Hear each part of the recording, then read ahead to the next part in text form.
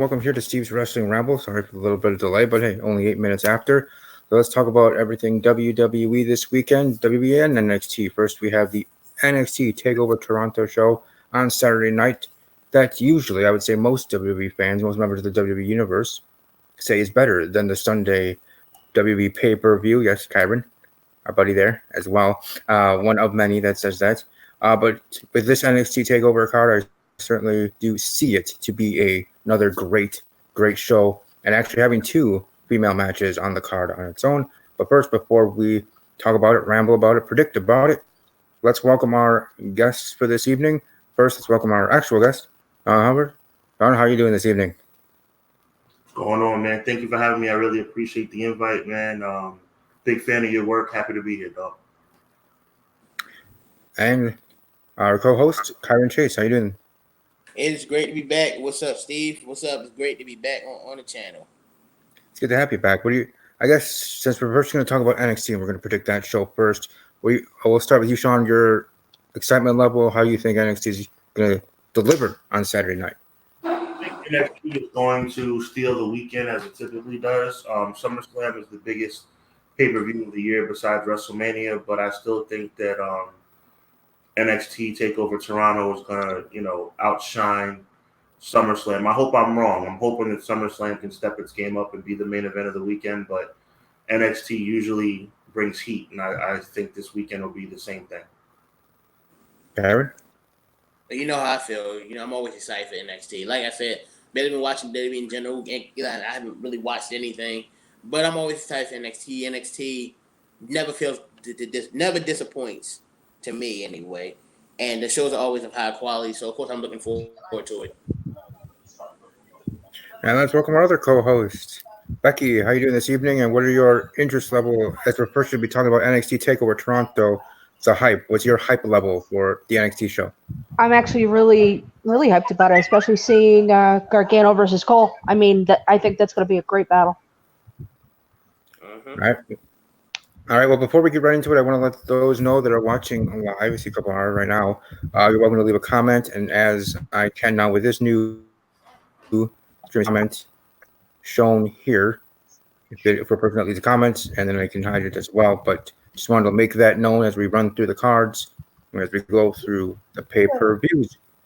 Starting with NXT TakeOver Toronto, starting with the first match that I do want to discuss, Candice LeRae versus Io Shirai, one-on-one contest to the second two women's matches. I do think this one will be going on first. But let's get everybody's predictions of this match. We'll start with Sean. Who do you think is going to win and why? I think Shirai gets it done. I like the heel turn.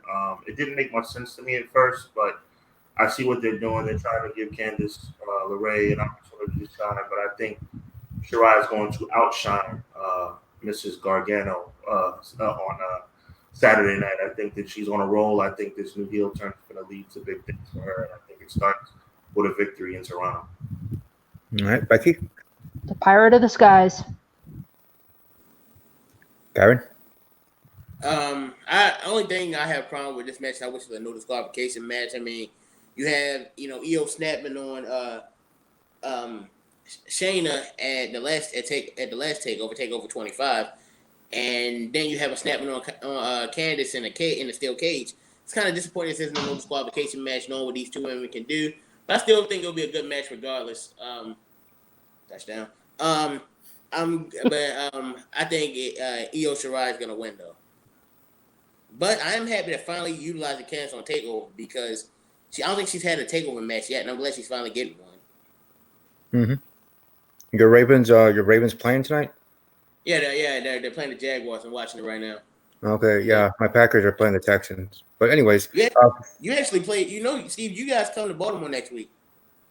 Yeah, I didn't even know that. I was too worried about the beginning of the season with us kicking off the season against Chicago. Shout out to the Giants since we're talking football for 2 seconds. Go Pack, go! How about them Cowboys? Oh God! Oh no! Dallas. No. Hey, Becky, that's one thing you share with Ross. Cowboys. I mean, let's not go there. I know, but I'm just saying. I don't like the Cowboys, but whatever. But anyway, for me, I'm going with Io Shirai as well for the win here. But one question I did want to throw up that Malik actually asked of me on his show last night, predicting is do you see this match, this feud, Candice LeRae versus Io, for the NXT Women's Championship in the future? And if you do, when do you assume or think that should be in the cards in that future? Sean? It would have to take some time because obviously you have Baszler versus Yim. The winner of Shirai and LeRae would probably lead to something down the line, maybe possibly a rematch. But I could see it happening, but it's going to take some time. And obviously, if we're talking about the chronology of Takeover, we're talking about what will be next, Survivor Series weekend. So it's time. So, but we'll see. But also, I do want to throw in a quick note about this 5-match card. 2 women's matches on this 5-match card. Big deal for the women's evolution. It continues to roll. And we have 3 on SummerSlam. There you go. Yes, sir. Becky, what are your thoughts? Do you think this match, this feud between Candice LeRae and Io Shirai, could be a NXT Championship match in the future? I think it can be in the future. I think seeing as they haven't been using Candice all that often, I think with the fellas, I think it's going to have to take some time. I think Candice has the talent to be a champion. It's just they don't want to use her too early. Correct. I think it could be a title feud, but the thing is with Shayna being champion, and spoiler, I don't have Shayna dropping the title on Saturday, and and if Candice and Io are going to feud for the title, it worked better if Candice is chasing Io for the title, and I can't see Shayna dropping it to Io because I can't see a heel dropping it to another heel unless it's a multi-woman match. Right. That assessment.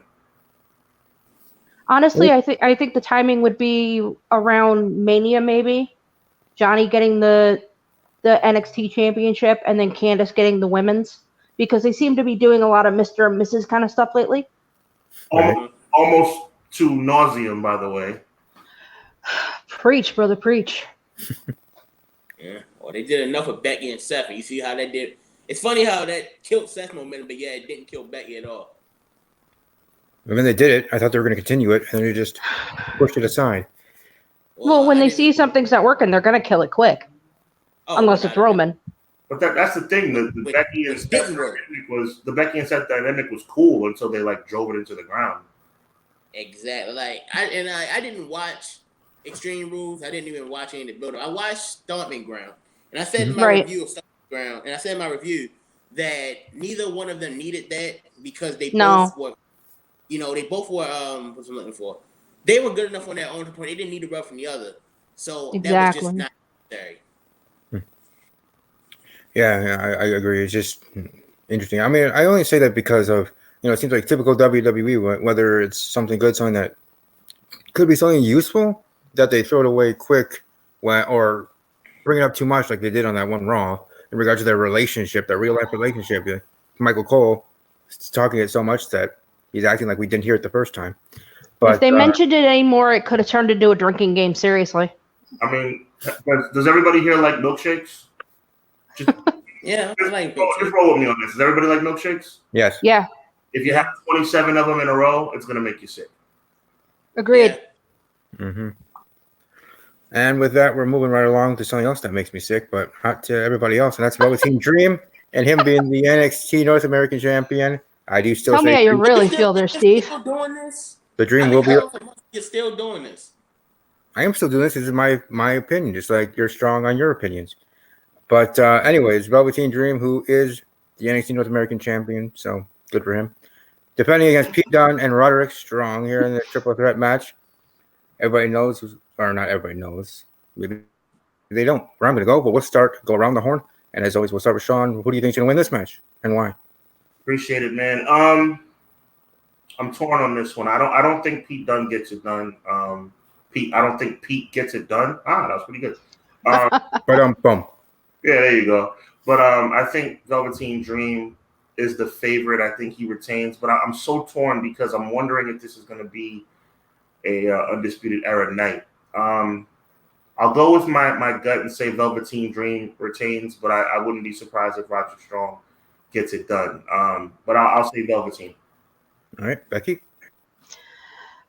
I hate to keep agreeing with the boys, but you got to go with the face. I would love to see an Undisputed Era night, but I don't think it's going to happen yet. I think it's going to happen on a bigger stage. All right, and last but not least, Kyron. I'm gonna go the opposite. I want Velveteen Dream to retain the title, but I do think this will be the Undisputed Era's night because, I mean, when are you ever really gonna get another chance to do it? And everyone in Undisputed Era has title matches tonight, so it's either now or you probably won't do it anytime soon. I don't want Velveteen to drop the title, but I'm gonna go with Roger Strong to win the North American Championship.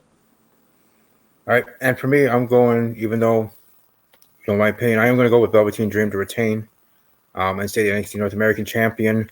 I do find it interesting. I do like the fact that you do have Pete Dunne in this match coming from NXT UK. I'm going to come over there, and I was going to be staying WWE NXT for a while now, but still have Velveteen getting the win and staying champ. Quick note, NXT UK, I feel like a lot of guys get lost in the shuffle. I'll speak for myself only. I really have to go out of my way to watch NXT UK, while watching NXT comes naturally to me. So Pete Dunne coming back to what I like to call the A show of NXT, which is NXT itself, I think is a great move. But there's so many diamonds in the rough in NXT UK. I think they may be smoothing it out, watering it down too much with the different brands. And I hear it's going to continue, which concerns me. Yeah, I see that, and I definitely agree with you in regards to diamonds in the rough over there because, like for me, making extra effort to watch an NXT UK show than effort that it takes in general for me to watch WWE UK show, or not NXT show. Sorry, but moving right along, NXT Women's Championship match: Shayna Baszler champion defending against Mia Yim here for the title. John, who do you see getting the win here? Plain and simple, Mia Yim is not ready. Shayna Baszler retains. Becky. Right down the line, she's not ready for prime time. Queen of Spades retains. Yeah, I'm gonna say the exact same thing. Me is not ready. Shayna retains again, and I'm not picking. I'm gonna pick Shayna because every time I don't pick Shayna, she ends up retaining anyway. So this one pretty obviously is gonna retain. So I'm going with Baszler to retain the title. I go Shayna Baszler as well, and as much as they try to, look like as they should, again to be a credible number one contender, this could be a match just like one of the matches which I'll bring up when I get to my prediction at SummerSlam for that match. Could be a squash match in a championship match, but you never know until it happens. So I'm going Shayna Baszler with the dub here. And moving right along to the match that I'm personally most looking forward to, and that's for the NXT Tag Team Championships. My boys, the Street Profits, the champions, defending against Undisputed Era. And it's on keep doing that game. I like the Street Profits a lot. I really do. I'll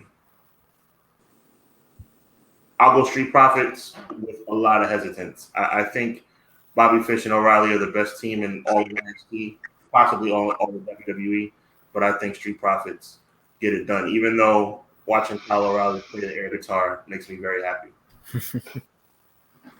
Becky?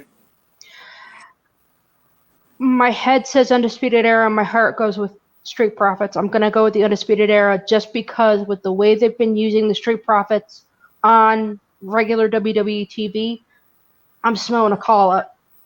That's smart. I didn't think of that. Yeah. I was thinking the same thing. Plus, from what I said earlier, who I'm going with Undisputed Era. Mm-hmm.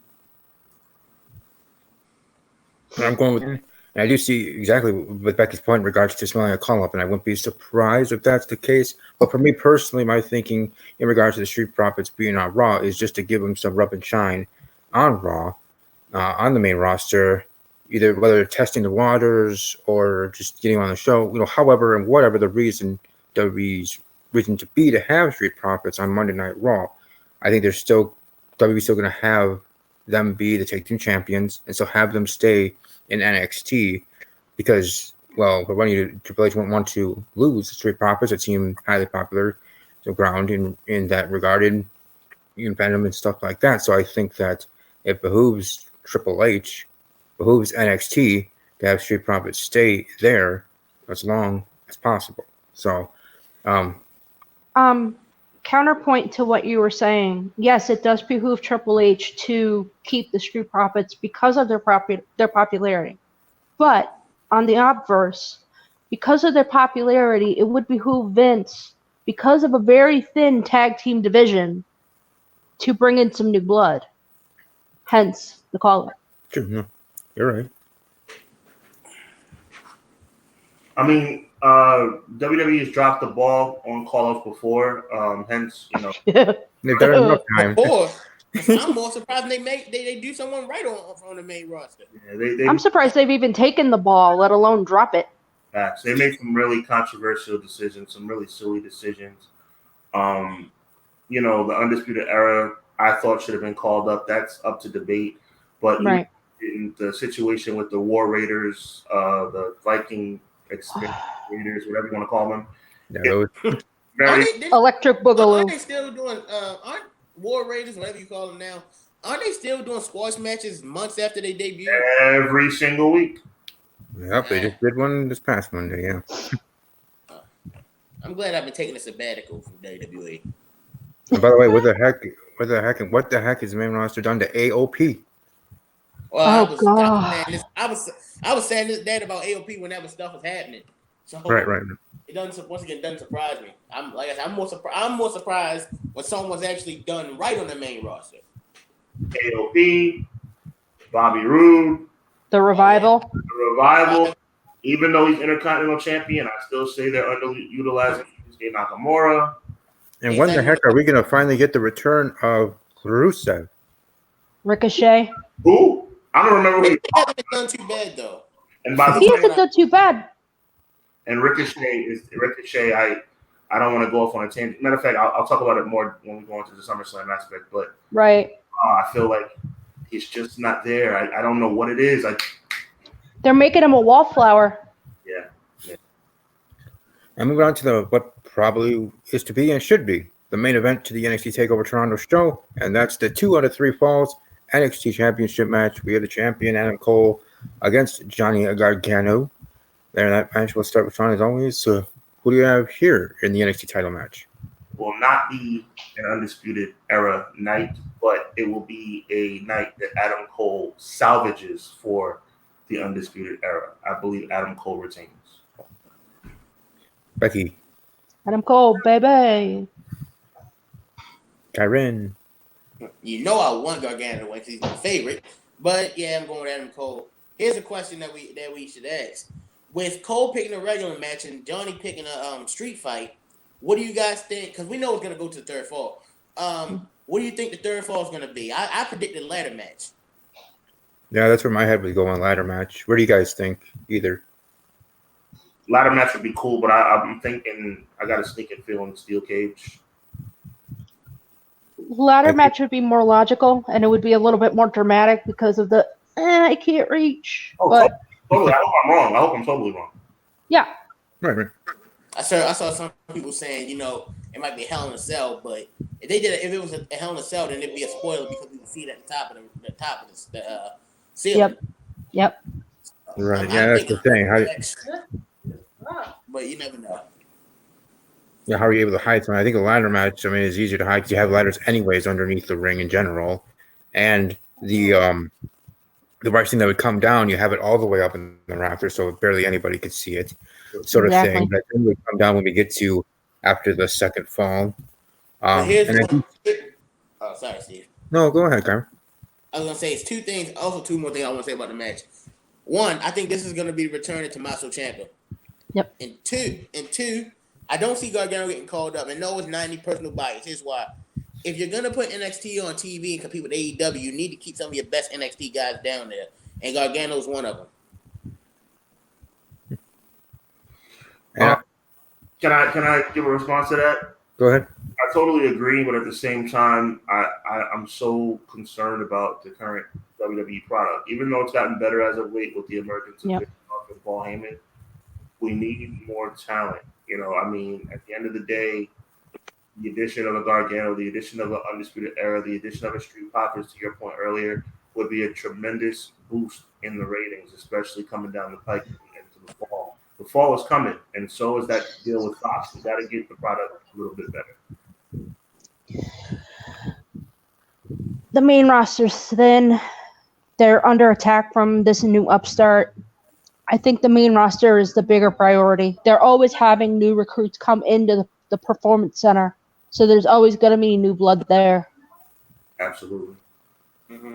Yeah, NXT are always going to have to be thriving, kind of building off what you just said, Becky, in regards to that influx of new talent that they get around the world and other promotions. And, Right. in its own regard, it's going to be fine. It's trying to build up this main roster, and kind of something I'm going to bring up in regards to the main event at SummerSlam, how they're going to get their pieces into place after and whenever they do finally have Brock Lesnar drop the Universal Championship and have him go actually off into that sunset.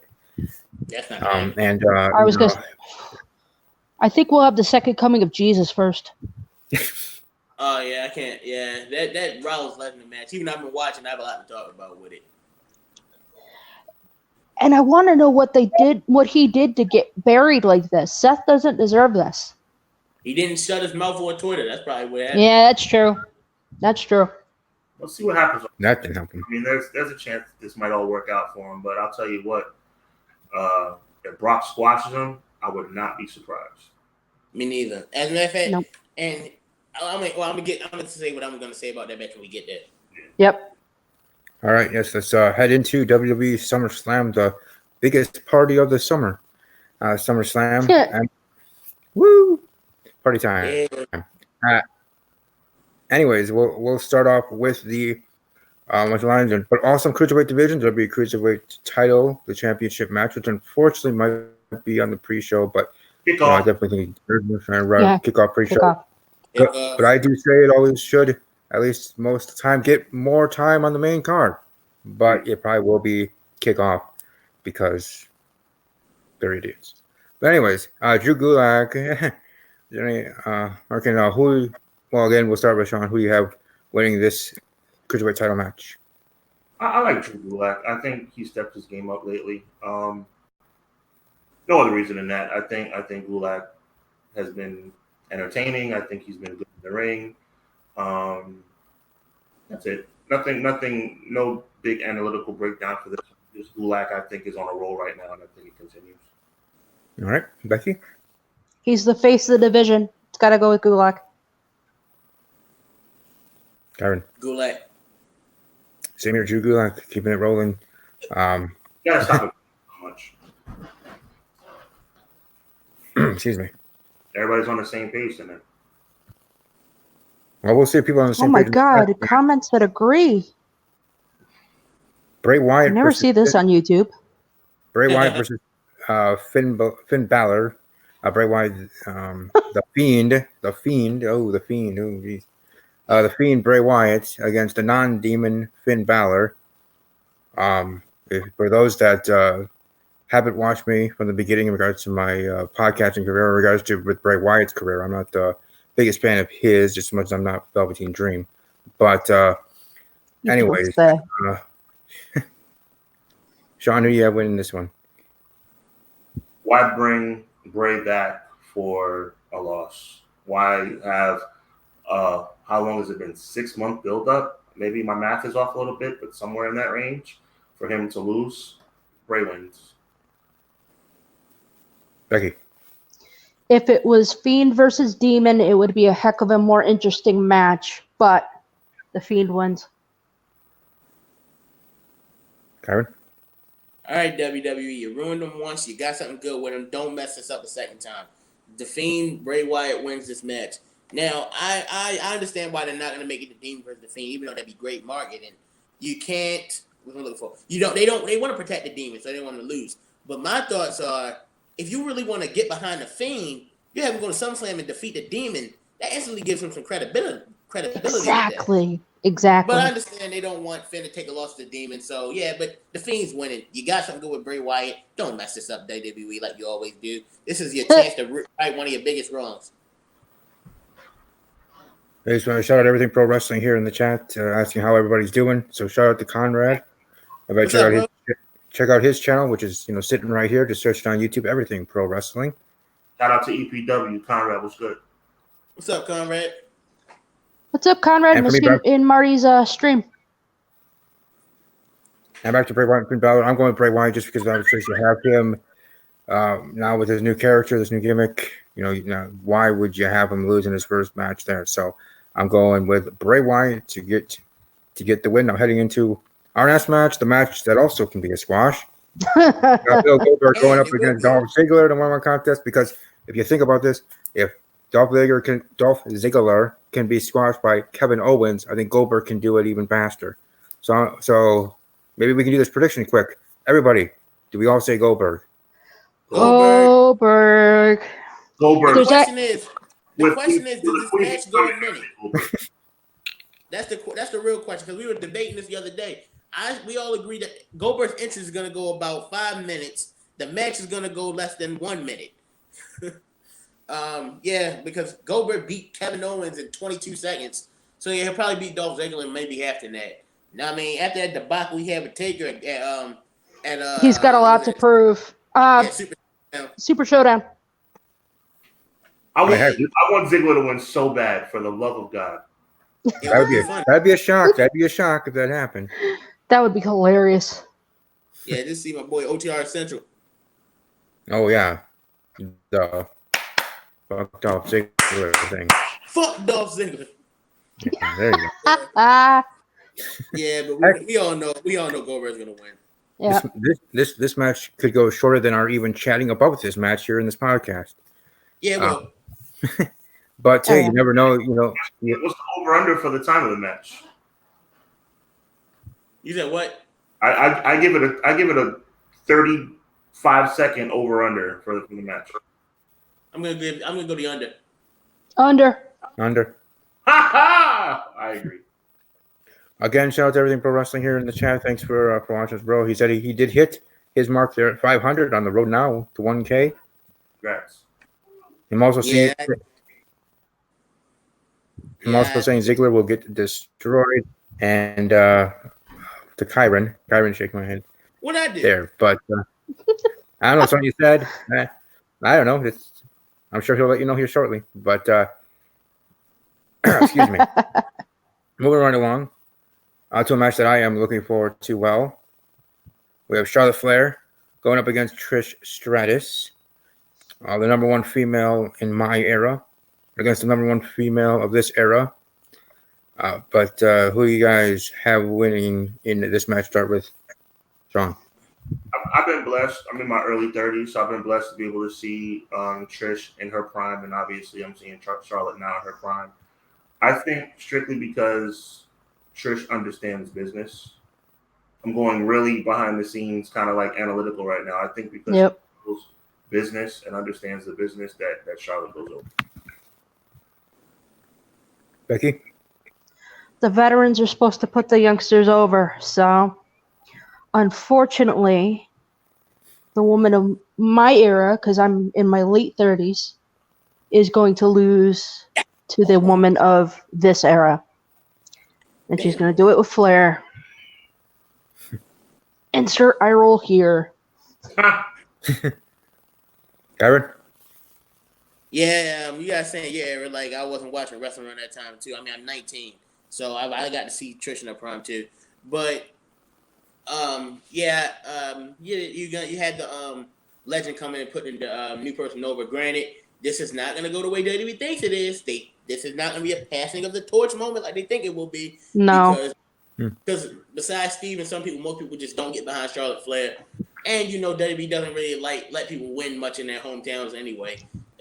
So that's true. Charlotte's going to win. What I really think about this match, I'm not going to get into because I don't want to rant. So, it's going to be a good match. I've always wanted to see it, but there's another dream match with Trish I want to see more, which we all know. But I got Charlotte winning. And same here, I'm going with Charlotte, but I do remember watching all Trish's career, being 31, that I am watching her career and everything. That it's part of me. Well, it'll suck to see her in this match and lose, though it's probably what's best for business. Right. In regards to with Charlotte Flair getting the win. So, someone that I'm a big fan of now in Charlotte Flair, and someone that I've been a fan from her beginning of her career, Trish Stratus.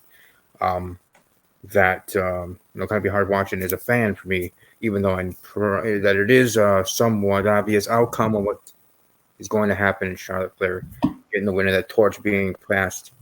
I'm sure Kyron already saw this, but from everything pro wrestling, OTRS, clap, clap, clap is what he was talking about with the shake my head. No satisfaction. And hashtag Bills Mafia. Tell Scott Norwood I said what's up. Wide right. Every time. Anyways, moving on, since we are staying in the blue with the blue brand, we're going to head over to Kevin Owens versus the best in the world, Shane McMahon. When one of Kevin Owens loses, he quits WWE or fired. So I'm going to go with Kevin Owens. I'm just going to make that clear. Am I to assume that all of you are going Owens as well? I'm going Owens. I'm going Shane McMahon, and somehow, some way, Kevin Owens finagles his way back into the company. That's what I think. I think Kevin Owens winning makes the most sense. I would not be surprised if I'm wrong, but I think Shane wins, and I think somehow, whether it's the same night, whether somebody comes out of the woodwork, whether there's an overturn on SmackDown, Shane wins at SummerSlam, but somehow Kevin Owens finds a way back into the company. Yeah, excuse me. So you have another Canadian losing in Canada, huh? You'll get the rest of my predictions. I don't think it's going to be a good night for Canadians. Oh yeah, I got Owens, but yeah, I agree with the other. Becky, are you going Kevin? I have Shane because they keep talking about McMahon possibly having a title shot. So I want to talk about the Twitter reaction if Shane McMahon wins WWE Championship. Oh, they're going to lose their minds. Yeah, I mean, as the ranting master of this channel, I don't want to go on a rant for that because I see it coming. From about 100 miles away. Screw a mile away, about 100 miles away. Well, like I said, we're going half and half here because I'm going with Kevin Owens for the win and defeating Shane there. Now moving on for the Blue Brands Women's Championship. For the SmackDown Live Women's Championship, we have the champion Bayley up against Ember Moon here in this one-on-one contest. Excuse me, Sean, who do you have winning this one-on-one? Ember Moon loses. I don't think she's ready. Becky? I want Ember Moon to win, but I don't always get what I want. It's Bayley. Darren? Yeah, I'm gonna go with Bayley as well. I just don't see Debbie getting behind Ember Moon. Because I've seen some reports going, I don't know how reliable that Vince doesn't really like her anyway. And from what I've heard,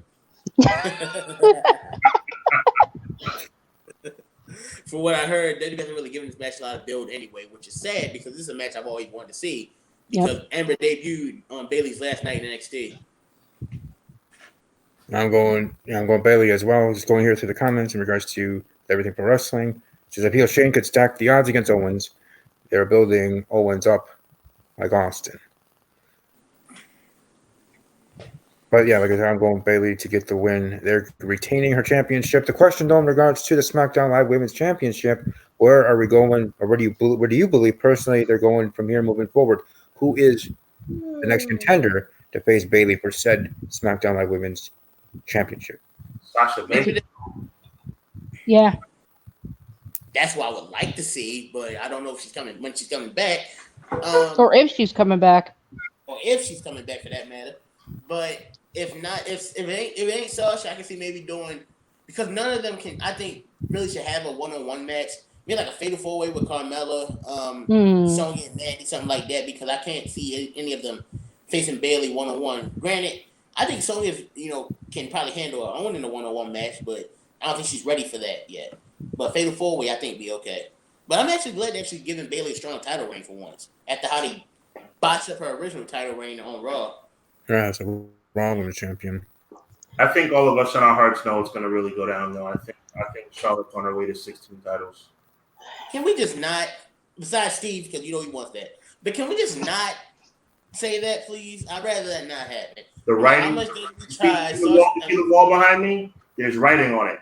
That's the sad thing. No matter how much WWE tries, Charlotte's never gonna be that star that they want her to be. I mean, you see, she's not as charismatic as her father. But then no one in the history of wrestling is.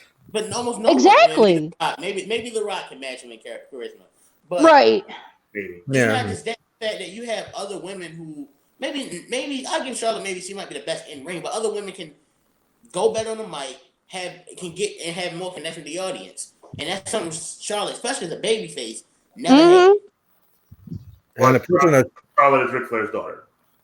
And then the person that's creeping up on her, coming closer in regards to title reigns and getting up there herself, that can match Charlotte Flair, that is still here in WWE, and that's Little Miss Bliss, Alexa Bliss. So right here we go. Hang on a second. So, you want to talk about somebody else that could be snipping her way towards 16. Once again, no one but you wants that, Steve. How about no one? But just no one but me and this conversation. But Nikki Cross. I wouldn't mind seeing Nikki. I mean, because we all know eventually Nikki and Alexa are going to have a falling out. But I wouldn't mind seeing Nikki going on her own and challenge Bayley because, I mean, you see, for our match with Asuka and NXT, Nikki can go. Sorry about that, guys. No worries. All right. Yeah, Conrad, I was the exact same thing. Yeah, Kofi Kingston needs to win for this story. Kofi's push ended with him, and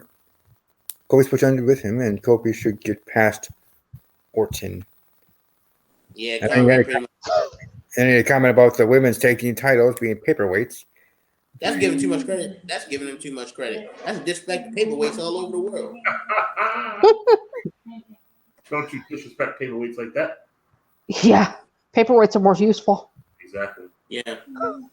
Facts. Plus they have people know what to do with them. Yeah, exactly. Is it my turn for Kofi and Orton? We didn't start, did we? Yeah, we didn't start yet. I was just showing. I'm sorry. That's okay. That's great. I was just showing that before we got to it because I wanted to show his comment. But yes, we're going into the main event, at least for the Blue Brand, the WWE Championship match. Kofi Kingston, the champion, still against the Viper Randy Orton. Again, as always, Sean, who do you have winning this one? I'm getting political, guys. I'm getting political. Kofi should win this match for many, many reasons. Randy Orton's one of the greatest of all time. There's no disputing that. Kofi Kingston, for his legacy, first of all, I'm already pleased that he's champion. That his legacy is solidified with that alone. Oh yeah. If he had lost the title the following Tuesday on SmackDown, it still would have solidified his legacy. But since he's had this extended title reign, which has been nice to see, you got to put him over against Randy Orton. He deserves it. A lot of real life backstory to this situation. Kofi deserves the W, and I think he gets it. Becky. I'm actually really pleased that they're using continuity and storyline for once. They're actually referring to the older storyline back in the day when Orton actually got his NASCAR destroyed and everything else. I'm sorry for the interruptions in the background, but I think this will make Kofi a more legitimate champion if he beats a bigger name. So it goes to Kofi. All right, Gavin. Yeah, I love the continuity in this feud. Well, once again, that NASCAR segment, that's always one of my favorite segments, just the way Kofi just destroyed that car. But also with Kofi pretty much telling Randy, you used your backstage influence to keep my push down back in 2009, which was actually true. And and I think this and like Conrad said in the chat, this is where it all comes full circle. Kofi should definitely win this match. And for me anyway, this match is my main event. Now, I don't want it to be the last match because, like I said before, just like WrestleMania, I hate waiting 7 hours and getting tired for a match I care about. That's hurt like the last 4 WrestleManias. So, I mean, I hope this is just like smack dab in the middle of the card. This is my main event. I think it's going to be a very good match. And it is funny when you think about it. Between Kofi and Seth, Kofi has been a much better world champion than Seth was. And it's kind of funny how people are getting mad. Like, everyone always says how they want a champion to be booked strong. Yet Kofi's barely been losing, yet people still complain. Like, Right. and people say I complain too much, but this is what you want out of a world champion. He's being booked confidently. He isn't losing, and he's being booked strongly. That's how a world champion should be. Yep. And I'm going with Kofi to win. Obviously, I didn't see it. I'll be honest, I didn't even think he's gonna hold the title this long. But I'm glad he has been. Well, I guess I'm going to be the odd duck here in regards to predictions. I'm going to go What else is new? with the. Well, thank you. Listen, With the hopefully that's a compliment. Anyways, going on. I'm going with the Viper Randy Orton to win, become the new WWE champion. Not saying that's exactly what I want to happen. That's what I think is going to happen. The reign ending here at SummerSlam, because if it doesn't end at SummerSlam and with Kofi, the 10 years and finally becoming the champion, then I assume or think that they would have him hold that title then all the way to WrestleMania. So I don't think that they're going to do that. So with that thinking, in my humble opinion, I'm going with Randy Orton to take the title now. We also have, at least from what I've been hearing, things in regards to with Eric Bischoff and SmackDown Live, wanting to give Orton one last run with the WWE Championship. So again, that could just be all false BS, but that's what I've been hearing. Right. It's Kofi my part. So I'm going with Randy Orton, RKO out of nowhere, maybe even 3 RKOs, whatever, and getting the win. I was just let Kofi lose without losing. That's what I say. Like SmackDown Live on another pay-per-view. Let him lose in a fatal 4-way. Let him lose in a triple threat. Right. from what I heard, I've heard Bischoff hasn't really had a lot of influence over SmackDown. That's what I heard. But Yeah. if Kofi wins, what he should do is right before he hits the Trouble in Paradise to win, he should yell "stupid" right at Randy Orton. That's what should happen. I would love that, by the way. That would go full circle. I'm now heading with the Red Brand SmackDown Live, or Monday Night Raw, sorry. Monday Night Raw matches. We'll start here with AJ Styles, champion, going up against Ricochet, who we were talking about earlier, here for the U.S. title, round 1. John, who do you have with this one? I don't like Ricochet, man. I don't like him. I don't believe in him. AJ Styles. I'm not a fan. I'm not a fan. Ricochet just does not do it for me. He's a tremendous athlete, but he's horrible on the mic. I think his level of charisma is low. AJ Styles. AJ Styles arguably the best in-ring performer in the business. There's no reason for AJ to lose this match. All right. Becky. I've been watching Ricochet since he was Prince Puma. Mm-hmm. He has no charisma. That's why he needed the mask. AJ Styles all day long. Amen. All right, Kyron Chase. Styles is gonna win. But even though what you guys say is true, the match is gonna be a great match. I'm looking forward to it. I got Styles winning.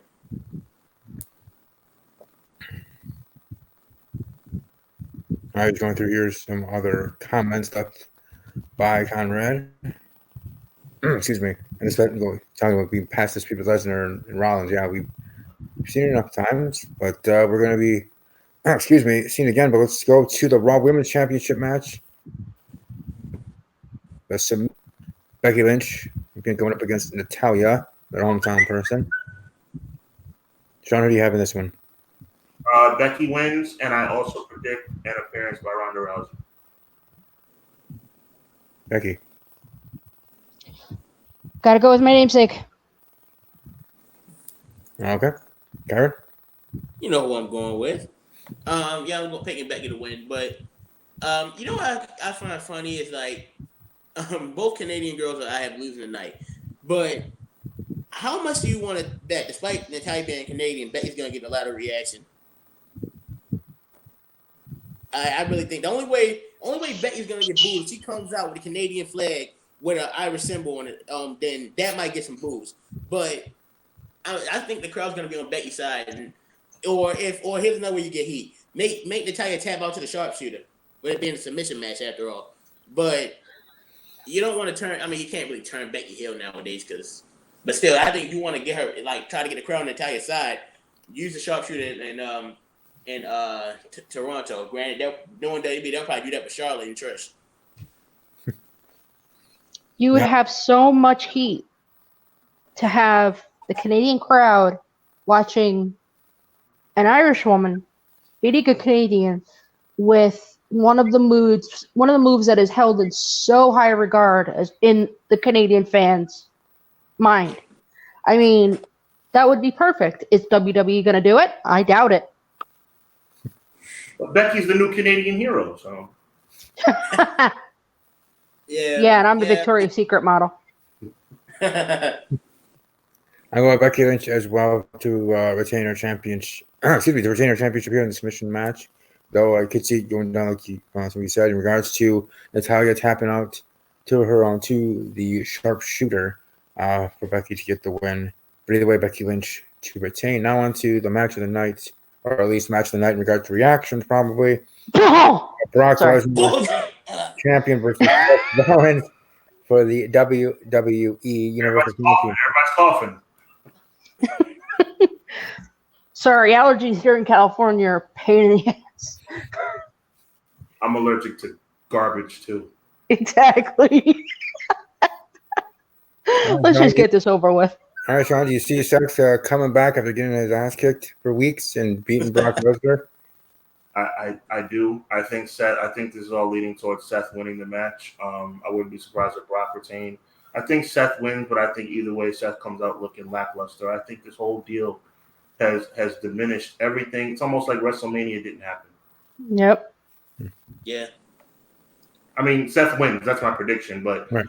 I think it's lackluster as far as the effect on his career moving forward. Becky? I think Seth wins by shenanigans, whether it be the match never starting or take your pick. Either way, he looks like a chump. Precisely. How's that different from the entire build-up? Oh, man. Seth, what did he do to you, man? Well, after getting his ass kicked the last two nights and the crowd pretty much kind of turned on him anyway, and having that boring promo he's been cutting, they're going to have Seth lose. I don't want to see a squash, and I don't even think it's going to be really competitive because you got to have Seth come and selling the two beatings he's taken over the last couple of weeks. Exactly. If you want to make this competitive, they should have, and I was thinking about doing this until Monday's segment. I thought, hey, maybe they should go to the road of CM Punk, Brock Lesnar, and make some disqualification match. But once they had Brock destroy Seth Monday, I said, well, that's not happening. So, yeah, Brock wins. I don't really know where each man goes from here. And to be fair, I don't really care. For me, I'm going with Brock Lesnar to get the win, and I wouldn't be surprised if it was a squash match. The fact of Seth having telling the guys the injuries and just destroying Seth. Again, continuing to just be quick and getting the win and getting out of there. And I think that would be even more so if it's not the main event, like if the WWE Championship match is the main event, and this one goes on a little bit earlier. Like you have this match, and then I was going to say this match, then Goldberg and Ziggler, but then again, you might have two squashes in a row. But either way, you have it in between. You have a match in between. You have this match, a match in between, and then the WWE Championship match, main event. If that's the case, then it's going to be a squash. If it's the main event, I say you go much longer, 20 minutes, and Brock still getting the win, a couple of F5s, and Great point by you, because I think Kofi and RKO should be the main event as well. Yep. I think it'd be a better main event. Like I said, I don't want Randy and Kofi going on after 7 hours. Well, honestly, I don't even think this match we're talking about now is worthy of the pre-show.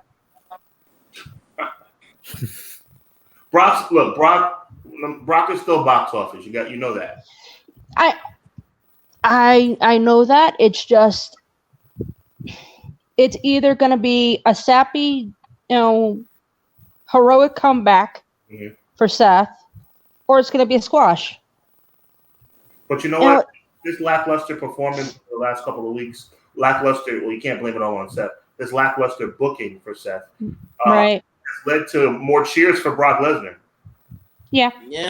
It's almost like they're trying to, let's get Brock cheered again. Like I wonder if Brock's going to come out with a Suplex City Toronto shirt on Sunday. Right. So here's a question.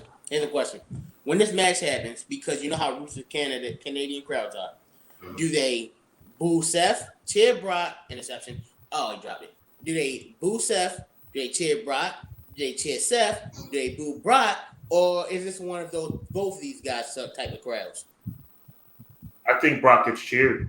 I think the Canadian crowd is one of the most intelligent fan bases in the world.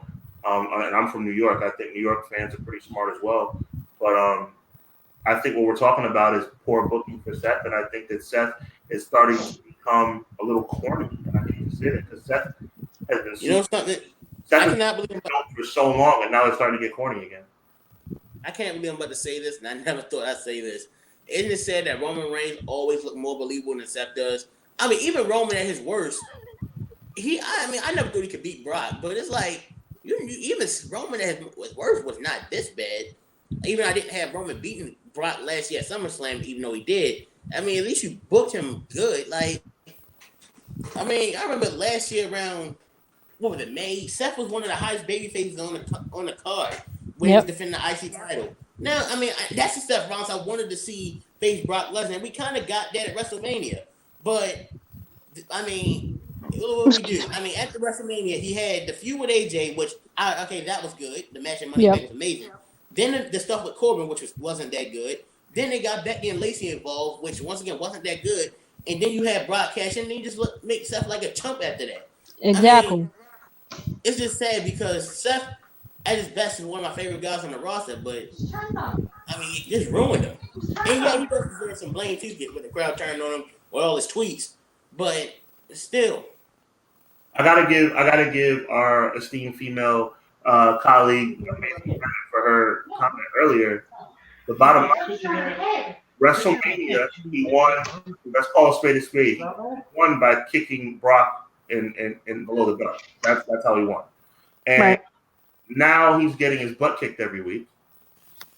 And the only way he's going to win on Sunday is if, like you said, there's some chicanery or some cheating. Or Brock should get beat by Seth clean if they want Seth to be the man. But this booking has made Seth look soft. It's made him look pathetic. Combine that with the fact this Becky Lynch stuff. It's like, I mean, this lover boy, the T-shirt. I'm not going to go off on a big rant, Stevie. I apologize. It's all right. The T-shirt, the man's man. What? Let's take you back about, I don't know, what was it, 20-something years ago? The curtain call? Mm-hmm. Who got punished? Triple H. Who got made to look like a chump? Triple H. Does this look familiar to anybody? Oh, with Dean Ambrose leaving? Maybe. Mm-hmm. Dean Ambrose is leaving, or Dean Ambrose left. Roman's the guy. So who are they gonna punish? Oh, good point. Especially Shawn Michaels in this scenario. Exactly. Mm. Yeah, but Never like I even said, thought of that one. if you think about it, you can argue that stuff with Becky really did kill a lot of Seth's momentum. But it did. But Becky can come straight out of that, and yeah, she can still get crowd reaction. Because Becky is better. Exactly. Becky has more charisma. Becky's not freaking milquetoast.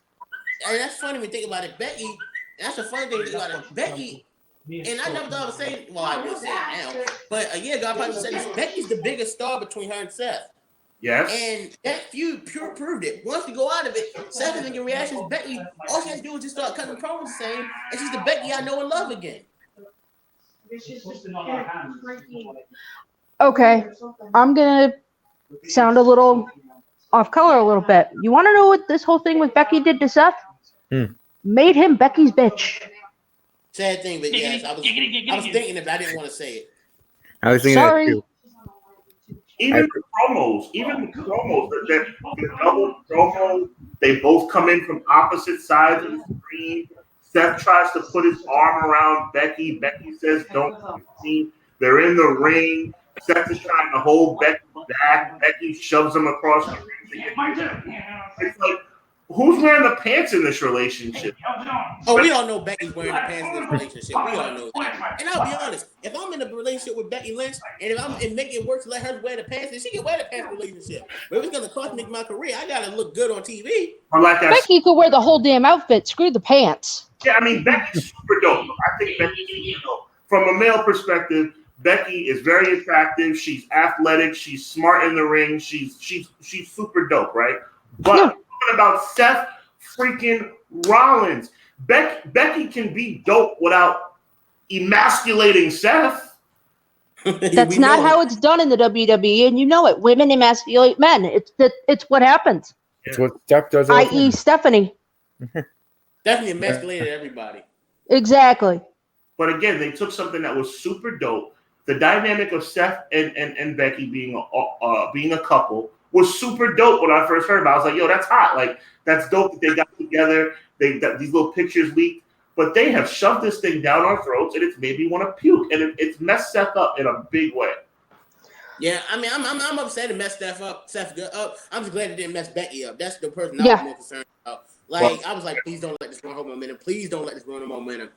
But and I said this in my review, and this is how you know how great of a reaction Becky gets. When Corbin faced Rollins at Stomping Ground, the minute Rollins announced Lacey Evans, the crowd turned on the entire match. Yep. They didn't really wake up. The minute Becky came out, the crowd came alive again. Yep. If that doesn't tell you her star power, I don't know what is. How much the crowd was turning on that match, and all she had to do was come out, and now everyone's happy again. Yep. Mm-hmm. Seth Rollins has defeated Triple H in a high-profile match at WrestleMania. Seth Rollins has defeated Brock Lesnar in the main event of WrestleMania. Seth Rollins has continued to thrive and thrive and thrive and thrive over the past 4 years, 5 years almost. Yep. He's 1/3 of arguably one of the biggest stables in the history of the business, and now known as Becky Lynch's boyfriend. How the mighty have fallen. You talk about a fall from grace. No, it makes it surprise. I mean, This is the guy, like you said, all four of us predicted 4 different things. Well, two and two. 2 of us predicted that Seth would win. 2 of us predicted that Seth would lose, and all 4 of us believe it's going to make Seth look weak no matter what happens. Well, because they don't know how to book him anymore. Exactly. The only way you make this work is if you turn this into a no disqualification match in the next 3 days, and you have Seth beat the hell out of Brock with a steel chair, and not going to happen. It's not going to happen. People love violence. That'll get people. I mean, people forget what made us fall in love with Seth: his in-ring abilities and his intensity, and we're not seeing that anymore. Like I said, remember when he won the IC title last year at WrestleMania, and that run he had before he lost to Ziggler? Like, the dude was the hottest thing in WWE. I don't say WWE. He was printing money. He was. Exactly. You had the Monday Night Raw, Seth freaking Rollins, and everyone knew he was going to win the Royal Rumble, and no one had a problem with him winning it. And I mean, I'll be honest, I didn't think he was going to win at WrestleMania, but he did. I was happy about it. Okay, I'm like, okay, now Seth can finally take the reins. And at first, started off not too bad. He had that amazing match with Seth Rollins at Money in the Bank, but after that, everything fell down. Question for everyone: are you happy with the Universal? I'm never happy with the Universal title scene, Conrad. No. If not, who would you book as champion? I don't know, and I don't care. Anybody else want to field that question, or should I take it? Go ahead, Becky. No, I'm not happy with the title scene. I don't know who to book as champion because there's no credible threat to Brock. Now, if you wanted to create a credible threat, bring Shelton Benjamin over. I pinned you in college. I could do it again. Interesting take with this the Shelton thing, and that's outside the box, but I see where you're going with that. That's pretty cool. Right. Let me start by saying there's something that a lot of people don't like when I talk on Twitter, and I'm sure a lot of your fans, Stevie, right now are not going to like this. WWE needs Brock Lesnar. Don't get it twisted. Yeah. Don't get it twisted. Brock Lesnar is a mercenary. Brock Lesnar is money hungry. Brock Lesnar is all about getting his checks. Brock Lesnar does not really care about the business all that much. But Brock Lesnar is good for WWE, especially right now because they have no one else. So, agreed.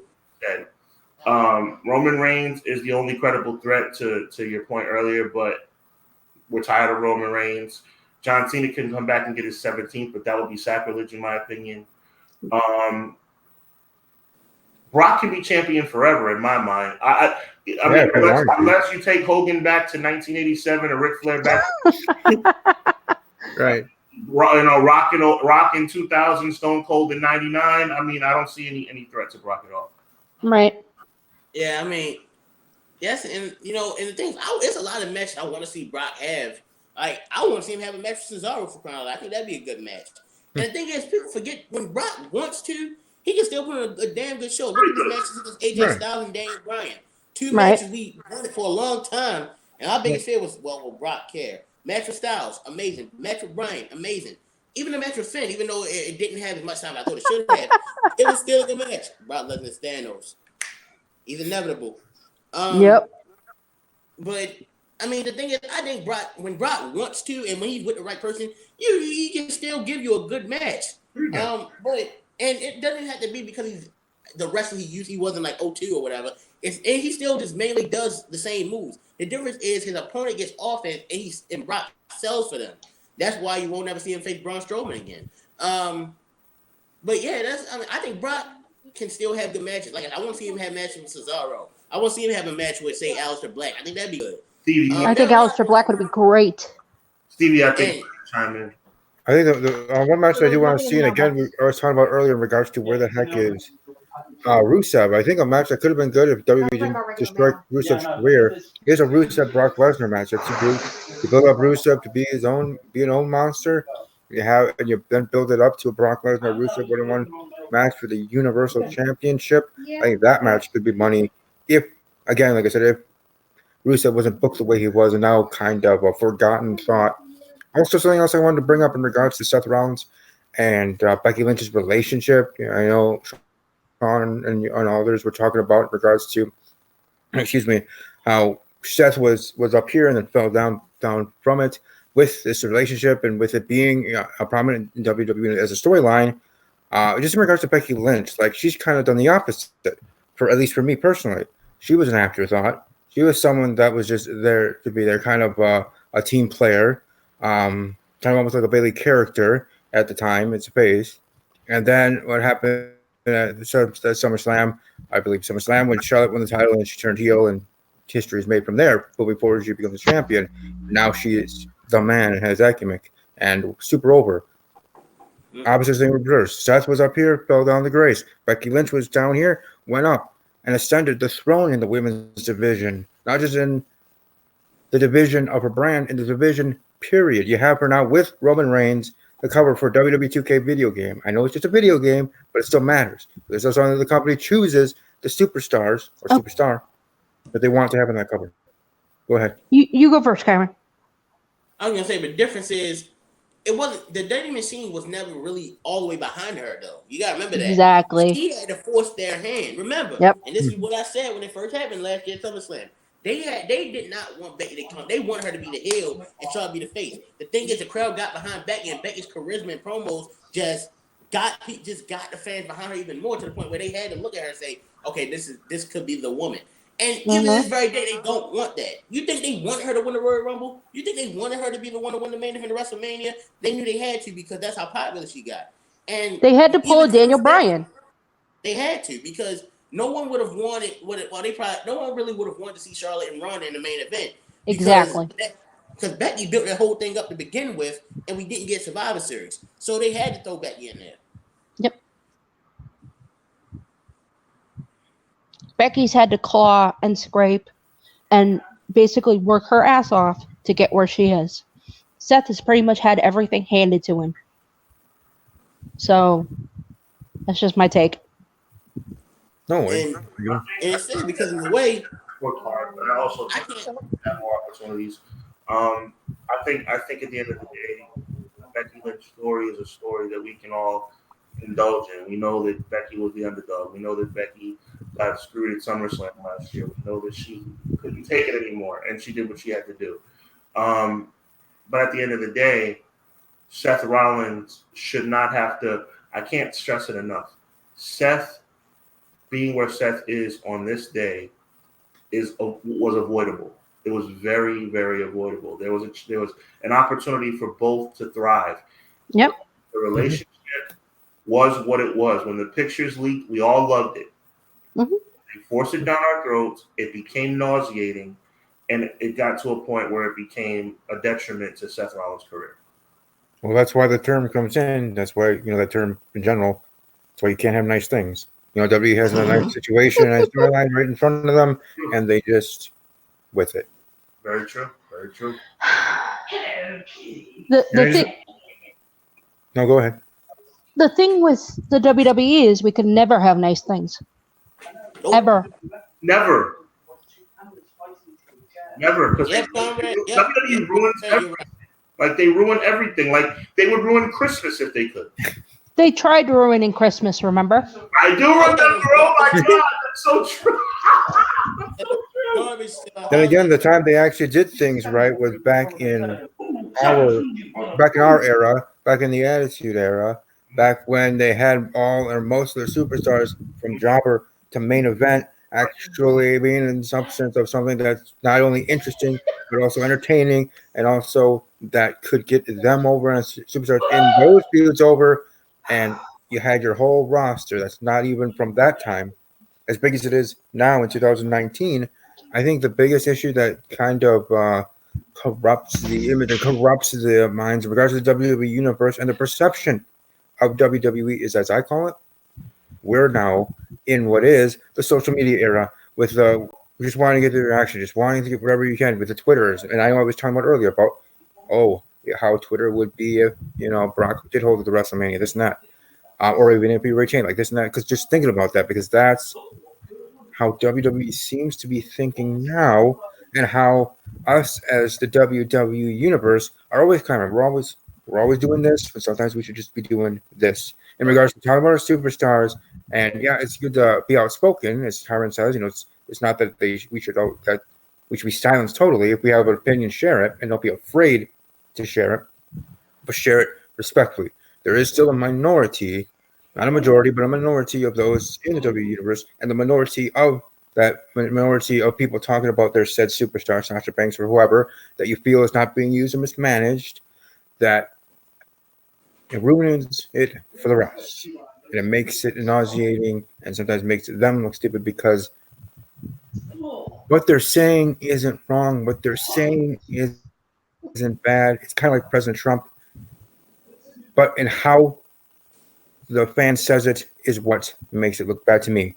And I think in this era, I think in how WWE is seen through the lenses of this WWE universe and our WWE universe of the 90s and the Attitude Era, that's why the Attitude Era shined, and that's why this era is having its problems. We did it without social media. We did it without needing the extra project. We did it without all that other extra stuff, which sometimes can be used for good, but mostly used for bad. We did it with using all of our superstars from bottom to top, be able to put them in storylines and put them in situations that are best for the company, best for the shows, and best for that superstar. Well, am I the only one waiting for Steven to say, get off my lawn? Yeah. I'm 31. I guess I can say that, but I'm just saying. It's just my thoughts. I'm only giving you crap, Steven. I kid because I care. See, here's the thing about me. I am one of those outspoken fans, and I don't apologize for being that way. If like I said, you should say your. Oh yeah, thank you, Conrad. Conrad's about to say the same thing I said. You had the women's tag team titles, and what did they do with them? They barely done anything with them. You gave them Sasha and Bayley. You promised them a lot that never happened, and then you had the Iconics when they never defended. Then they just dropped it on Raw, and yeah, that's the problem. Like these women's titles should be treated better than that. And it's not. And like I said, it's not just the people at this point. I get on all the time. Oh, this wrestler isn't treated well. This wrestler isn't used right. And you can say, well, you gotta wait to see how they use. But when I see Bobby Roode NXT become a top heel in the business, and then when I come to the main roster and he's fighting for the 24/7 title, and while yes, the title's funny, he's more than that. That's why people get upset. When I see someone like Sasha Banks, who in NXT was one of the best women's wrestlers in the world, and then you give a push stop. Yes, there's a problem with that. That's why fans get so upset. When you see these people, you know they can strive well. You know they can do good. And you see it NXT like the Revival crying out loud. This team gave you the best tag team match of the decade with DIY in Toronto. And yet you come to the main roster and they've never really been used to that same well. And that's why fans get upset about it. You can say, oh, well, fans just want it their way. You can argue that. But you look at someone like Nakamura for crying out loud. This is a dude who got buried in the feud with Jinder Mahal, won the Royal Rumble, never won the title. And he's Intercontinental Champion now, and he's not even on SummerSlam's card. And that's why fans get so upset when you look at these wrestlers who you know can give WWE a better product. Because like Conrad said, you're overexposing the product when you use the same people. That's why people go stale quickly. You have them on there for so long, but you have other people you can use as well. And that's why people tune out of the product. Okay. Not to poo-poo on anything, but this is what happens when you have the same thing going on for 15 years. With WWE being the only game in town, wrestling fans had to just either go to an indie show or shut up and take it. Now that we have more variety and everything, fans are like, Conrad exactly just said it.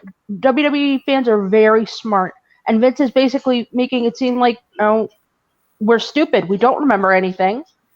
And now I think the product and Vince himself is paying for it.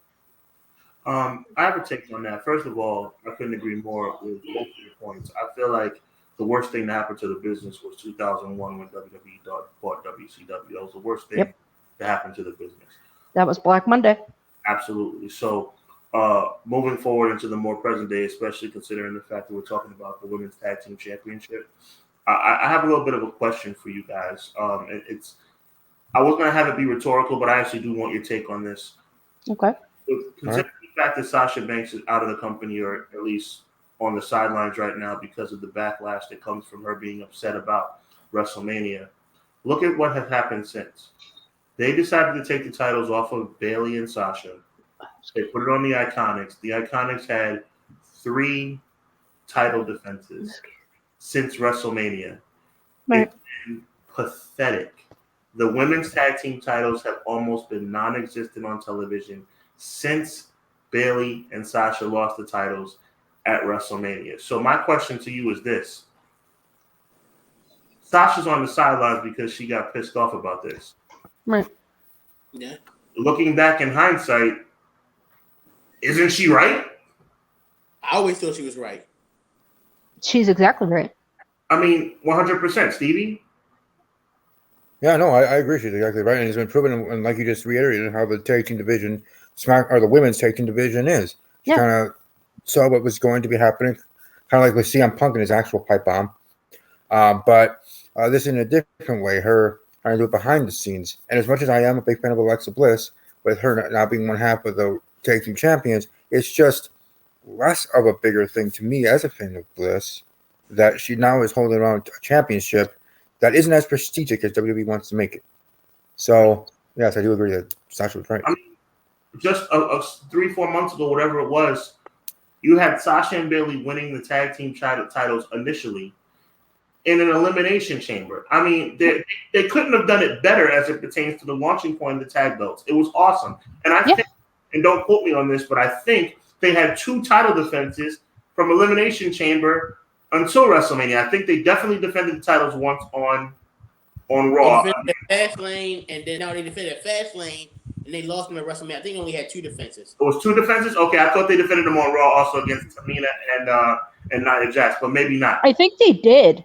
Okay, maybe so. Okay, so I think. Don't quote me. Okay, no problem. Yeah, I know they did it. I know they had a match at Fastlane. I don't know about on Raw, but I know they had one on Fastlane. Okay, let's just agree that they had 2 title defenses in the month after they won the titles. Yeah. Right. The Iconics had 3 since WrestleMania. That was the first week of April. What has WWE been thinking? Like, how can you get more steam off of a title than what they've done with these belts? And the Iconics have always been seen as a comedy act anyway. Yeah, and they've made the women's tag team titles into a joke. And to Stevie's point, now Alexa Bliss and Nikki Cross, who, by the way, I love as a team, it's almost like ho-hum, they're the women's tag team champions. They got to start all over if they're going to make those belts mean something again. And then they promised Sasha and Bayley they'd be able to defend the titles in NXT. You think no one would have probably wanted to see Sasha and Bayley defend them against Io Shirai and Kairi Sane in NXT? Or even if you were going to bring Kairi up, you could have done Sasha and Bayley versus Kairi and Asuka. That's something we want to see. But what I'm asking you guys specifically, because I'm really, really curious about this, because I don't have the answer. Right. What logic is there in the Iconics winning the belts at WrestleMania, defending them 3 times in that span, completely taking away any steam that those belts have, and then basically moving forward, it's gonna like be starting up. It's been the worst title reign of any title reign I've ever seen. I mean, it's been horrible. I think those belts are going to be gone within 6 months. Oh yeah, without a doubt. That's unfortunate because I did want it to be something. And I think the issue for me is that if WWE, if you weren't going to have the Iconics actually having more title opportunities, I think the biggest fault beyond them just not even are opportunities. I mean, title defenses. But beyond just the lack of title defenses, I think the fact that they didn't even have the Iconics on their freaking show at all sometimes, let alone title defenses. I mean, what's a title defense? What is that? For the Iconics, So I think that's the other issue. And if you weren't going to do that, if that wasn't going to be your plan for the Iconics in regards to the WWE Women's Tag Team Championship, a championship that you debuted probably so well, and I enjoyed all of them, and your plan wasn't going to be anything more than it was with the Iconics, then why did you have the Iconics win at WrestleMania? If Sasha Banks was all set, you're going to have them drop it to something else because you had a better plan for that tag team. Why then choose the Iconics, a team that yes is over? But you, as the company that is WWE, Vincent Kennedy McMahon, weren't going to be using the Iconics as a tag team, or whatever tag team was going to take it off Sasha Banks and Bayley the Boss Hug Connection correctly and properly. And why even do it? And look what it's cost. It's lost you the women's tag team titles as a relevant title. It's lost. I mean, the Iconics will never be able to recover as it retains the credibility. And Sasha Banks is gone because she was so pissed. He basically cursed out the front office. I know everybody can see this, but I'm just going to read it. Now, let's say the favorite two. Look at Raw here. Steve, pull up the women's tag team title graphic. Alexa was front and center. That's when I knew Sasha and Asuka are two main players in that division. Here's my thing. They're screwing up the women's division anyway because there's nobody really strong in the women's division anymore. They've buried Asuka. Oh my God! Oh, yeah. Did they? Oh yeah, but yeah. Oh yeah. You had this Kabuki Warriors, and they were supposed to face the Iconics at SummerSlam. Then we have the match on Raw where Bliss, and again, even as a fan of Bliss, but we have Bliss and Nikki winning the tag team titles when I thought we were going to get the Kabuki Warriors being the one to take it off the Iconics. Asuka didn't need a partner. She still doesn't. Io doesn't need a partner. Why? Asuka's the woman in the business right now. I totally agree with you. See, WWE, they can't even tell the difference between Asuka and Io Shirai anyway. You saw the graphic the other day. Yeah, I know. I saw that. But I mean, I said Asuka was buried during that feud with Carmella, but Steve didn't want to listen to me back then. Like I was saying how this buried Asuka, and I'm not the type to use the term buried loosely because a lot of people just say buried when someone loses. I say buried when it happens. And when you have her lose those two matches to Carmella the way she did, that hurt her right there. And then you finally give her the title. Let's just look at her title reign. She wins the title in that great triple threat match against Sasha and Charlotte and Becky. But the thing is, she won it because Ronda got involved. She didn't really win it on her own. Then at Royal Rumble, Royal Rumble was one of her only credible victories. She got a big W over Becky. And that was a great match. That's type of match that the women's She tapped out Becky at the height of Becky's popularity. That was pretty cool. Exactly. That's the type of thing that the women's evolution should be built off. That's one of the few times I saw the Asuka I know from NXT on the main roster. Then she wasn't really on TV. She had the match. She had the match with what's her name? Mandy Rose at Fastlane, which none of us really remember. And then a week and a half before WrestleMania, Steve remembers. She drops to Charlotte, and then she's in the women's battle royal that doesn't mean anything, and you couldn't even give her the win in the battle royal. And then you put her with Kairi Sane and give them a god awful name like the Kabuki Warriors. Like I said, this is a woman who should be one of the top women of the division. Top women in the business, let alone the division. Period. Asuka has the talent to be the best female competitor in the world. Exactly.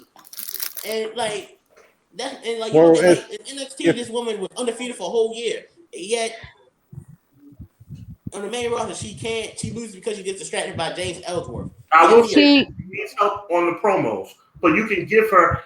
I mean, put the machine behind this woman. Give her Paul Heyman for God's sake. See, here's my thing. You think she got buried before? I think she got buried the day the streak got broke. I didn't even go that far, really. Yeah. because I thought she could rebound from that. Now, granted, the problem is they just recovered. She recovered from that. She recovered from it, but how well did she really recover though? I thought the Carmella feud was the nail in the coffin. Yeah. And really, Money in the Bank was bad enough, but then it was double jeopardy when it comes to Charlotte. To your point, I thought it was wrong that she lost, especially got tapped out by Charlotte at WrestleMania. Exactly. But she did recover. You're right, but she did recover. And then they called her 2 weeks before WrestleMania 35. And then they put in that god awful Battle Royal that doesn't mean anything. The least you could have did was let her win the Battle Royal. You have Carmella win it, which I didn't really care because it's a Battle Royal I don't care about. But my problem with that Battle Royal ending was that the way that Battle Royal ended was the same way Naomi won the Battle Royal at WrestleMania 34 with hiding under the ring until after the match, then coming in when you think it's over. Like, and I don't think WWE knew how many people was gonna catch that. But that's lazy booking. Lazy booking in the WWE. When has that ever happened? Like every single week. Here's a question I want to pose to everybody. Yeah, SmackDown the other on Tuesday night getting rewritten literally an hour before the show's supposed to start. Yeah. Here's what I want to ask everybody. I know we're talking about with the top and the creme de la creme in regards to the division or women's wrestling period. I want to ask about who do you think could be that's on the main roster right now that you think could be a rising star, a future Raw SmackDown Women's Champion, someone, maybe even someone that we're not even thinking about that you think can be a future Women's Champion moving forward. For me, Mandy Rose, but for you guys, who do you guys see that could be something in the women's division? John? No disrespect, my G. Like I respect. I know you have a strong wrestling acumen. Thank you. Mandy Rose to me is very limited. Like she's very attractive. I'm a dude. Like it is what it is. But outside of that, I don't see much. I do see a lot in her partner. Yep. Sonya Deville is the real deal, and Sonya Deville was a badass. Right, and that is who my rising star of the women's division is. Put the machine behind Sonya Deville, and of course, because I never think that she got what she rightfully deserved, Asuka, and Sonya Deville. You want to go back? I'll go. Sonya Deville, Asuka, and Ember Moon. I think Ember Moon is a massive rising star. If she has the machine behind her, she's already got the popularity from up, down, down. Why not translate that into the actual wrestling product? Yeah, I was pretty much gonna say the same thing. Ember, Sonya, Asuka. Obviously, I still say Sasha, but that depends on what they ever do with her. That's if we're just going main roster. That's about it to me. Yeah, those four, I think they have potential. I think they all have to work on certain things, mostly for some of promo ability. But not everyone's gonna be the strongest on the mic. But what you do is you highlight their strengths and you don't expose them to their weaknesses. I think another one that could be that's over on SmackDown Live that looks like it's going to be coming back with some shine. Is Liv Morgan. I was going to talk about Mandy Rose. Liv Morgan could be another one that in regards to the women's division getting. Yeah, Stevie, I'm with you. You gotta, that all how she comes back after this hiatus. Yeah, I think Ruby Riott, when she comes back from injury, she's really solid in the ring. She's good on the mic. I think Ruby Riott would be pretty good. I think they never should have broke up the Riott squad. Nope. They did. Oh wait, they did, didn't they? I agree with Shane, but we're only talking about main roster women. Right. If we're talking main roster, then Shane is out of the discussion. But if we're talking throughout the entire company, I mean, the whole MMA four horsewomen has now been brought into the company. So I mean, that's a program right there. And to piggyback off of that, that's a way to make the women's tag team titles mean something. Exactly. Put them on Ronda Rousey and Shayna Baszler and call it a DAY. You know what I find funny about that? Even though Ronda's gonna clearly be the leader of the MMA horsewomen, Shayna's the best on the mic, better than her on the mic. So even if you can't like Ronda be the leader, but Shayna can do most of the talking. You give me Ronda and Shayna as a tag team, and then make them Paul Heyman girls or something like that. Like, Oh yeah, I know I'm being radical here, but like just spitballing. Like, how cool would that be? that's printing money. That's I mean, that is a blank checkbook. right, exactly. For everything they've done to ruin the women's tag team titles, just like that, right back in the mix. You put one of those two. And one person that I think do when she gets to the main roster herself in regards to the women's division is one of my personal favorites in NXT, Bianca Belair. Yeah, If she gets main roster, could be someone that I see being a rising star, being a future Raw or SmackDown women's champion. Bianca Belair is so dope. I think she's so talented.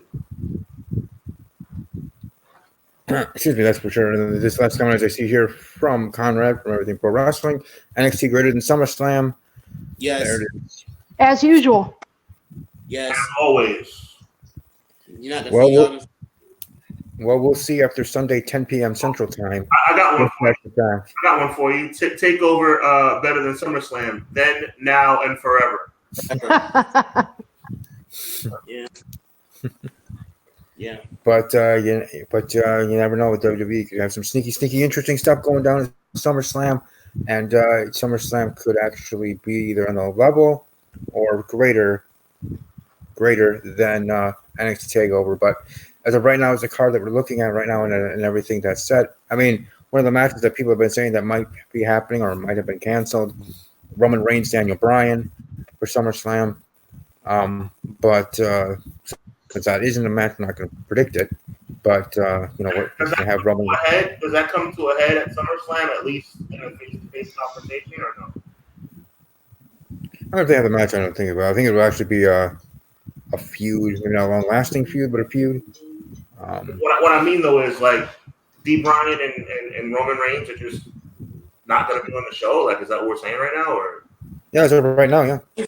Which is crazy. I mean, two of your biggest stars aren't on the second biggest card of the year. That's saying something. And I think I'm more shocked about Roman not being there. But then again, they didn't really build anything for him. I thought they were going to do Joe, but they did the whole Who Done It storyline, and they blew that load on it when they couldn't. Yeah, Who Done It? They couldn't. Yeah. You finally had something. Give me an in-ring confrontation. Give me something.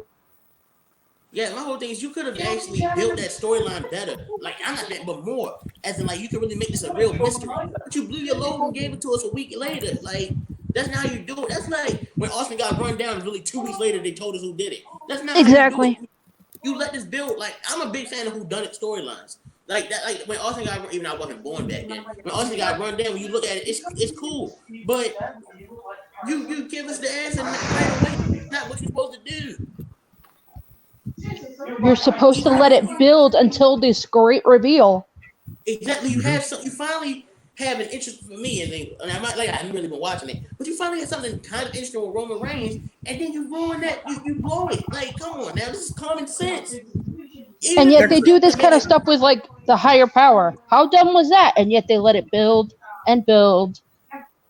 But the difference is the climax is build where even though Vince McMahon was a disappointment, it was still good because they let it enough where it made sense. Like Vince McMahon as a higher power was stupid. I enjoyed it. Agreed. Awesome at the same time because we waited so long to find out who it was. It's me, Austin. Oh, son of a bitch. Man, these things never get old.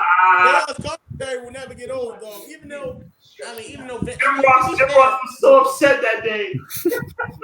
I think he spoke for most of the fan base. It's me, Austin. Oh, son of a bitch. I'm gonna go watch that right now. Yeah, I am too. I'm gonna go find the DVD of it. But I just wanted to, in regards to football, in regards to the Packers here, they're winning 14-10. Also, since we did say the word whodunit, I wanted to promote the game that I'm part of on Twitter. You see there in the banner, whodunit double vision at whodunit DB on Twitter. Game going on, moving on. We'll be continuing sometime here in the future. But I really want to let the people know that might care to check that out. Hashtag Team Kapleen for if you want to support me there in that endeavor. But back to wrestling in regards to everything that we have talked about. One last thing that I did want to bring up in regard in regards to WWE, in regards to SummerSlam, in regards to all of that. I want to get your prediction on which match, specifically the SummerSlam, which match do you personally think will be the match of the night? Kofi and Randy. Becky? Kofi Randy. Barry? I'm gonna go either Kofi and Randy or AJ and Ricochet. Yeah. I don't like that guy. I'm gonna go AJ You're not Ricochet as guy, well but for come on, mine. man. You know he and AJ can give you a great match. Guys, let me clarify my thing. I know I'm not taking up too much time, Steve. That's right. Go ahead. Ricochet is a phenomenal athlete. No pun intended when facing AJ Styles. He's a phenomenal athlete. He's so good. But when he talks, it makes my skin crawl. Ooh. So bad on the microphone. He's so bad. And it's like him winning that, I guess it was Fatal 5-Way match or whatever it was, or that. The Gauntlet. The Gauntlet match, yeah. I was so disappointed because it's like, I don't see it. I know they're trying. I just don't see it.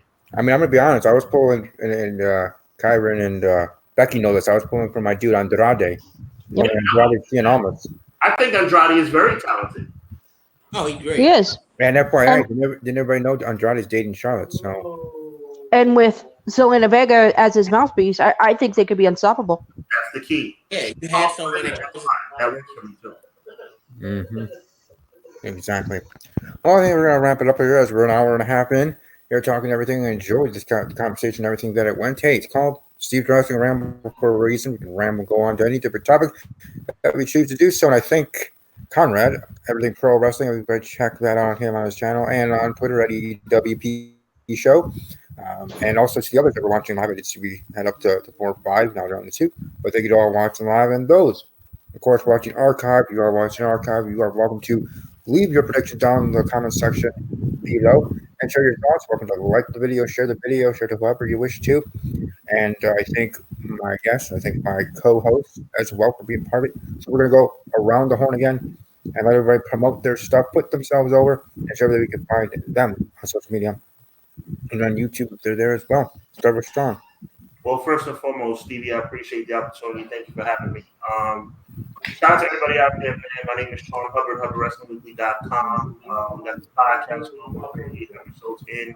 Tomorrow night, we're debuting a brand new episode featuring Conrad of EPW. We're going to be discussing WrestleMania 9 and the controversy with Bret Hart, Hulk Hogan, Yokozuna. We're going to dig into that. It's going to take us all the way to the present day as it relates to Hogan and his legendary status, kind of crossing over to infamy with all the stuff that he's done. It's going to be a really egomaniac. It's going to be really good to listen to.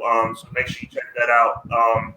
Ringside at Bellator, going to be ringside at UFC coming up in November and Madison Square Garden. We're doing everything: wrestling, combat sports, boxing, MMA.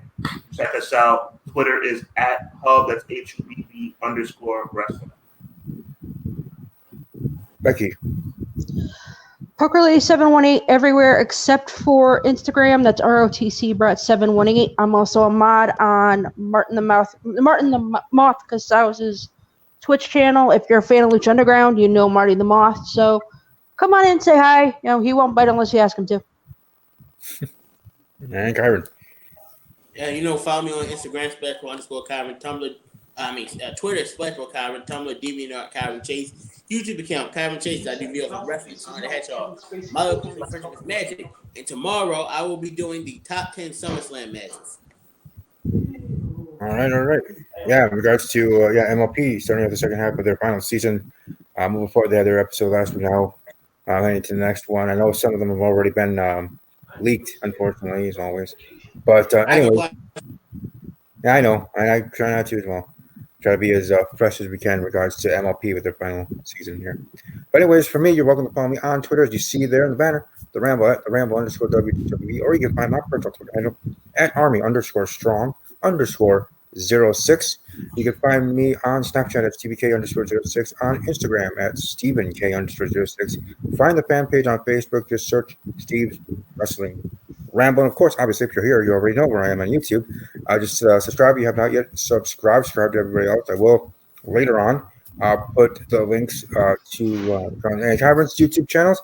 Put them there so everybody then can just one shot, one click, go to their channels, go to their Twitter, go to other things as well, so you can follow them, see everything that they're talking about, everything that they do, because they do a lot of great stuff. Each and every one of these fabulous people. I do see there is one more comment here while I was. Oh, just his last comment here could show everyone here from Thanks, Conrad. But like I said, Thanks, hope Connor. everybody enjoyed this podcast. I've enjoyed using this new thing again, StreamYard. StreamYard that I just found randomly when I was searching for what was going to be the thing to take over after GH left YouTube after Google Hangouts, which I've been using for all my videos. I found StreamYard, and I'm happy I did because I like having with looking like this, with being able to have the comments that you can highlight, the banners, and all that other stuff to show with each section and make it look more professional. So again, I do thank actually a stranger on Twitter, on my personal Twitter handle, that when I asked that to the world of suggestions, they suggested StreamYard. So I thank you specifically for that. And now I will be using here for my podcast moving forward. You're welcome to be part of the conversation on my wrestling Twitter handle at the Ramble_WB, as I always do with the Great Big Thread. On pay-per-view nights on Sunday night, I will be live tweeting with that big group, and we'll be talking throughout the show. I will be doing one live reaction to a match, and that will be the WWE Championship match, Kofi Kingston versus Randy Orton. And then we'll be doing a quick review after the show does end on Sunday night. So again, I hope you all have a great rest of your evening. I look forward to seeing you all in the future, my next broadcast. And above all else, as always, take care. Peace out. Later.